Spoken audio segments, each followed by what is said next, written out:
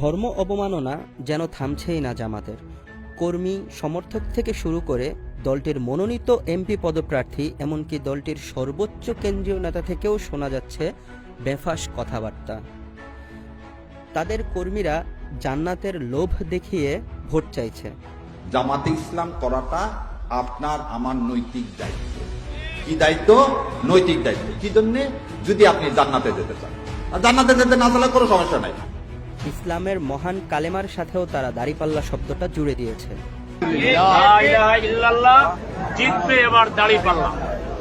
বলছে দাড়িপাল্লায় ভোট না দিলে নাকি কাফের হয়ে যাবে। কেউ যদি চরমুনায় আর জামাতকে ছাড়া ভোট দেয় তাহলে সে কাফের হয়ে যাবে। সোজা কথা, সে কাফের হয়ে যাবে, সে ইসলামের মধ্যে থাকবে না। আবার বলছে বিড়ি খেয়ে দাড়িপাল্লার প্রচারণা চালালেও নাকি পিছনের সব গুনাহ মাফ হয়ে যাবে। আমার ভাই হয়তো কোনোদিন ইবাদত করার সুযোগ পায় নাই, ওই শুকটান দেওয়া বিড়ির মধ্যেও যদি সে ওই দাড়িপাল্লার দাওয়াত দিয়া আল্লাহর দ্বারে কবুল হয়ে যায়, এমনও হইতে পারে পিছনের সব আল্লাহ মাফ করে দিয়ে তার তো ভালো করি। এমনকি এই মার্কা নিয়ে তারা মহান আল্লাহ তাআলার শনেও অবমাননা করে মন্তব্য করছে। বলছে আমাদের আল্লাহ যেন নিজেই দাড়িপাল্লাকে প্রতিষ্ঠিত করার জন্য এই বাড়ি উঠা বেড়ে লাগছে। আল্লাহ নাকি তাদের মার্কা জিতিয়ে দেওয়ার জন্য উঠে পড়ে লেগেছে, অথচ আল্লাহ তাআলার জন্য উঠে পড়ে কিছু করা লাগে না।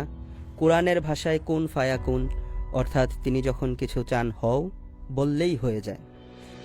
সচেতন আলেমরা যে প্রতিবাদ করবেন সেই সুযোগও তারা রাখছেন না। রোজা এবং পূজা নিয়ে মন্তব্যের প্রতিবাদ করায় খতিবকে নোটিশ পাঠিয়েছে।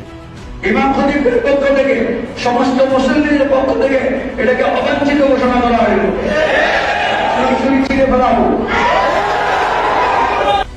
নিরীহ ইমামের চাকুরি তারা কেড়ে নিয়েছে।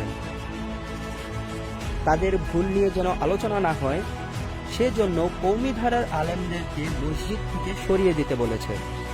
মসজিদের সাথে 4-5 জন দরসে নিজামের আলেম থাকেন, এই জন্য প্রত্যেকটা মসজিদে আমাদের নক করা উচিত এবং মসজিদ কমিটিতে আমাদের ঢোকা উচিত।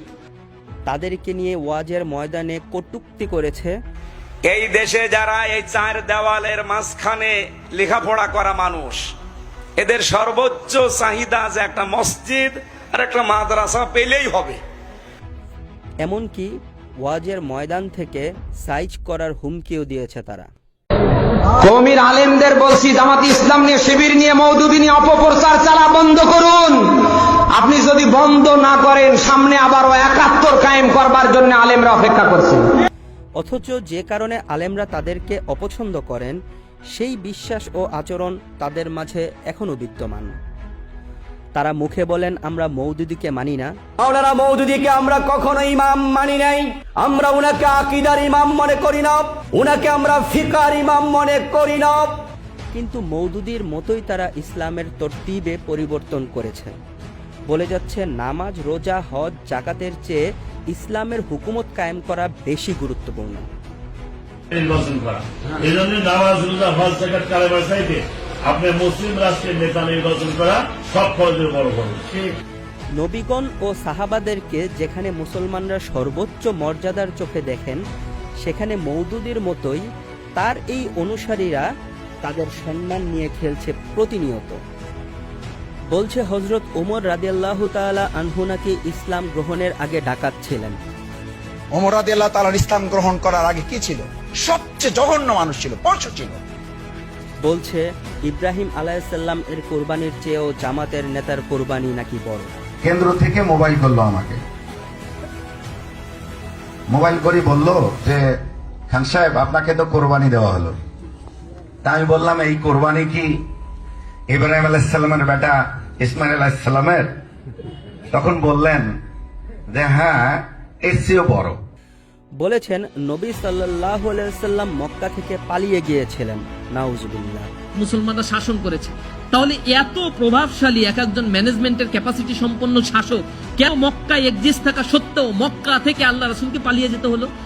তাদের সর্বোচ্চ নেতা ডাক্তার শফিক বলেছেন ইসলামে যে শালীন পোশাকের ধারণা রয়েছে সেটা না পরেই নাকি অনেক মহিলা আমাদের নবীজির কাছে এসে কথা বলতেন, তারপরেও নবীজি তাদেরকে শালীন পোশাক পরতে বলতেন না। বহু মহিলা এসেছেন তার প্রয়োজনের কথা বলতে, তার পোশাক, ইসলাম যেটুকু শালীনতার প্রত্যাশা করে, ওরকম না। তিনি এসেছেন তার মতো পোশাক। আল্লাহ রাসূল কখনো এমন কোনো এভিডেন্স নাই বলেছেন মা আগে আপনি যান, একটু পোশাকটা শালীনতার সাথে পরে আপনি আসেন। নেভার, কখনো বলেন নাই। একটা বা দুটা ঘটনা হলে, একজন বা দুজন এরকম বললে সেগুলোকে আমরা বিচ্ছিন্ন ঘটনা বা স্লিপ অফ টাং বলতে পারতাম, কিন্তু এত পরিমাণ ঘটনা যখন আমাদের সামনে আসে তখন এই কথা বলার কোনো সুযোগই থাকে না। স্পষ্ট ভাষাতেই বলে দেওয়া যায় জামাত একটা ভ্রান্ত দল।